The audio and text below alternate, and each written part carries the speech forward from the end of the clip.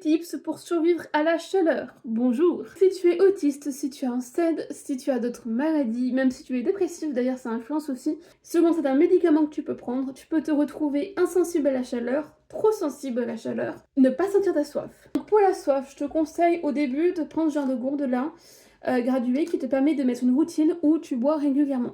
Fais par contre attention que ces gourdes-là, tu les tiens pas à vie, elles se dégradent assez vite et elles finissent par libérer du plastique, donc tu les jettes une fois que c'est le cas. Compresser la fameuse gourde, une fois que l'habitude est ancrée, tu en prends une autre qui est en inox, quoi, comme celle-là qui est en inox, qui ne bougera pas du coup. En temps normal, quand tout va bien, ton corps a besoin entre 2 litres et 2 litres 5 d'eau. Quand il fait chaud comme ça, quand tu fais du sport, etc., tu peux monter facilement à 3 litres. Ensuite, justement, en parlant de sport, toutes les pratiques que tu dois faire dans ta journée, les activités que tu dois faire dans la journée, si c'est possible pour toi, on n'est pas tous égaux là-dessus, soit tu les fais le matin très tôt, soit tu les fais le soir très tard. Concrètement, tu t'organises par rapport à la chaleur.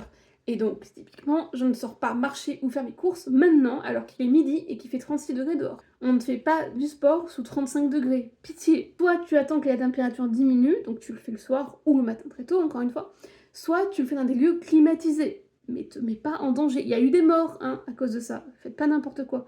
Et ça vaut également pour l'activité physique. Donc, protégez votre appart, votre lieu de vie de la chaleur, c'est méga important. Vous ouvrez votre appart, vous volez et tout ce que vous avez le soir, et vous les refermez le matin. Ce qui me permet de sécuriser mon appart et qui ne se transforme pas en fournaise. Quand tu sors, tu te protèges. Déjà, tu choisis les heures où tu sors, et tu mets un t-shirt. Évidemment, selon ce que vous faites, selon où vous êtes, votre exposition au soleil, etc., mettez de la crème solaire, bien évidemment. D'autant plus si vous avez des cicatrices, d'autant plus si vous prenez certains médocs qui vous rendent super sensibles au soleil, et d'autant plus si vous avez des tatouages.